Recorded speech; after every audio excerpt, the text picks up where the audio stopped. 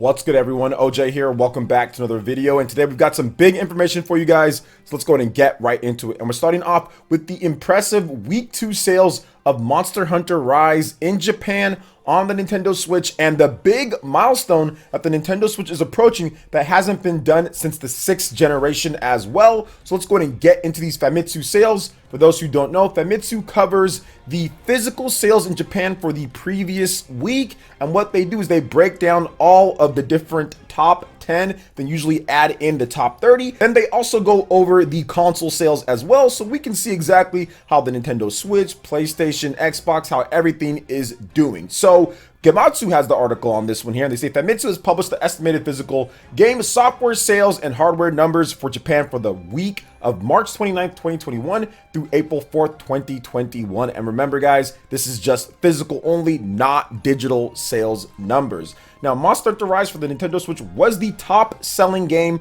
following its debut week last week, which it had a huge opening and it had sellouts across the country. Now, it did sell Monster Hunter Rise an additional 277,604 retail copies in its second week, reaching 1.5 million units plus total sales, all physical so far. This is slightly more than Monster Hunter World for the PlayStation 4, which sold 223,274 retail copies in its second week back in 2018 to reach 1.573 million. The Nintendo Switch is at 1.579 million. So very good across the board there. Now, if you look at the hardware sales, Switch had another dominating week, which I talked about, I think, a couple weeks ago, maybe last week or something like that. Yeah, I talked about that, how Monster Hunter Rise could be the shift to over 100K stock, make sure that they're stock and everything, but as long as they have that, it could be 100K every single week for the Nintendo Switch, and that is kind of holding true so far at this point, because the Nintendo Switch sold another 135,076 units, and that's pretty much well more than triple, quadruple the next system in line there, which was the PlayStation 5, which sold 20,755 units. So overall, Switch is pretty much dominating every facet. If you look at the top 10 software, there was only one PlayStation 4 game in there. It was all Nintendo Switch titles. And then we even have the updated top 30 software, and it's pretty much all Switch titles. I think I see one PlayStation 5 title with Outriders, and the PS4 version of Outriders is at number 9, and the PS5 version of Outriders is at number 20.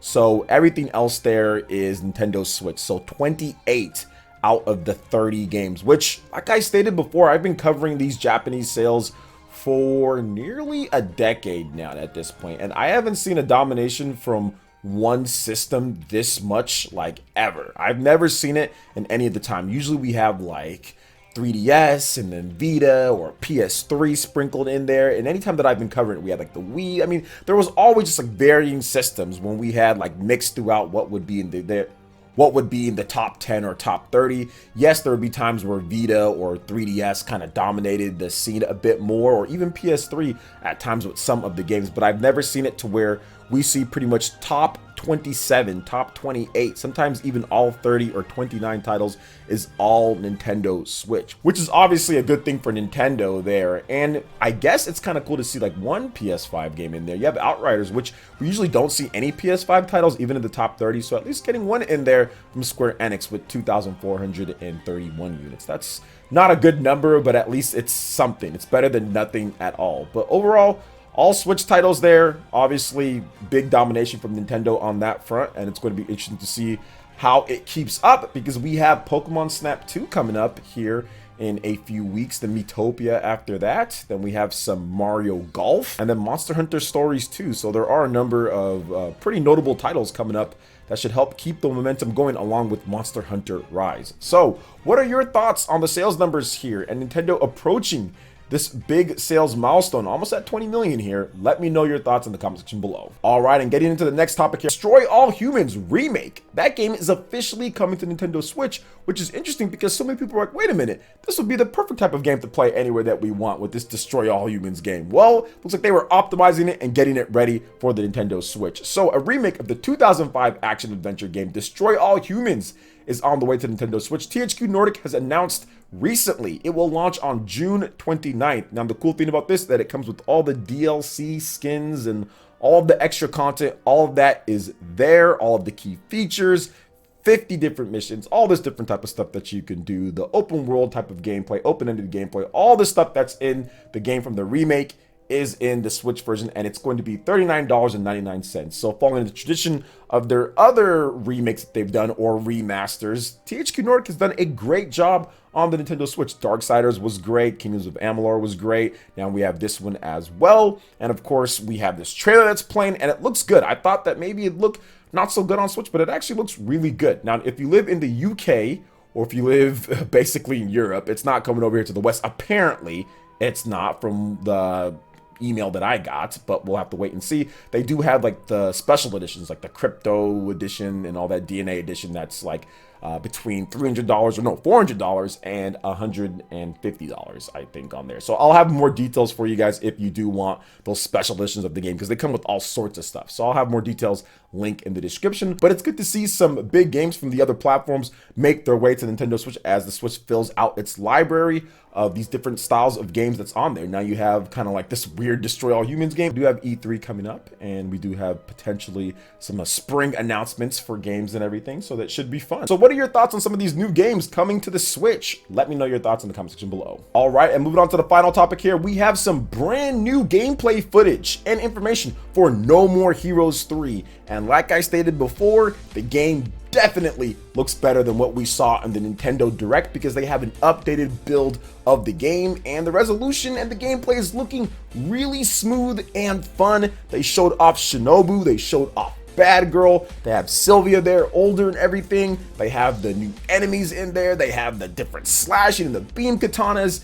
I mean, they put it together in a live stream that was absolutely crazy. Plus, there is a really crazy edition for Japan, the No More Heroes Killian Dollar Trilogy Edition, which comes with No More Heroes 1 and 2, and also No More Heroes 3, and it comes in a really cool looking fake money box for 9,800 yen. So very interesting there. So importers, look out for that. Not sure if it's going to come over to the West, but this show was interesting because everything was like in English, like the gameplay and everything was English, and they had Japanese subtitles for it there, but it was a stream in Japanese with Suda and everyone in the presentation. But anyway, it was crazy. It was great. The gameplay looks fantastic. I knew that that was an early build that they just tried to put together for the Nintendo Direct, and now we actually have closer to what it's going to look like when it launches, but they're still working on the game. The game doesn't come out till August, I think 27th or so. So yeah, it's late August game. They still have plenty of time to kind of fine tune things and make the game fun and better than what it is right now at this point. So I'm really looking forward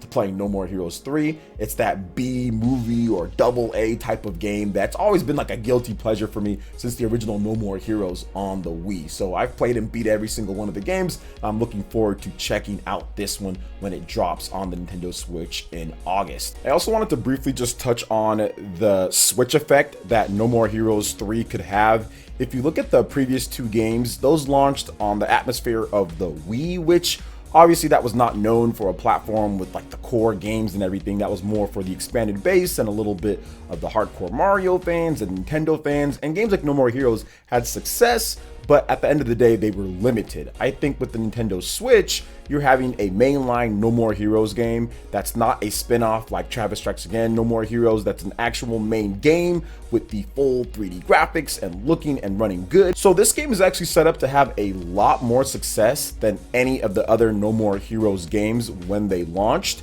And I feel that this game should end up being the best selling No More Heroes game and hopefully propel the franchise forward so it can continue to grow and get better and better. Unreal Engine 4 type of game here as well. And I think that everything's just kind of shaping up for No More Heroes to have its best launch and also its best sales in the franchise history. So that's also very exciting about this game, and this new footage is definitely turning a lot of people's heads to what No More Heroes could be and kind of the craziness of it. Some people in my stream did ask me what I thought about who could be playable characters like Shinobu or Bad Girl. I do think that those could be unlockable characters in No More Heroes 3. I think that it's always fun when you have extra characters to kind of add into the mix and you can play as people outside of Travis. It makes sense that they do that. Usually they lock you to Travis, but No More Heroes 2, you could play as Shinobu as well. So I do feel that this one could add that in, and the combat's already looking amazing, so it's even going to be better to play play it with this new Unreal Engine 4 and what they're working with on the Nintendo Switch. Frame rate, graphics looking fantastic. So I'm excited for that as well. And I feel that this is really going to be the opportunity to get No More Heroes into a million people's hands, at least at the minimum. No More Heroes game has ever sold more than 1 million on a single platform. I do think that this is the game that could end up doing it because of the atmosphere of the Nintendo Switch and also the time frame as well. With that nice late August time frame, I think there's going to be a lot of people looking for something to play, and this could be the game that gets it done just because of the zaniness and the action and Suda and Unreal Engine 4. So that's exciting too. So what are your thoughts on all the different topics I've discussed here, peeps? Let me know in the comment section below. All right, that wraps it up for this one. Check out the links in the description. We've got Twitter. Go and give us a follow on there. Stay up to date on all the latest gaming news and information. Also, make sure you like, comment, and subscribe, and share this video if you can. Thank you so much for watching, and we'll catch you for the next one. Peace.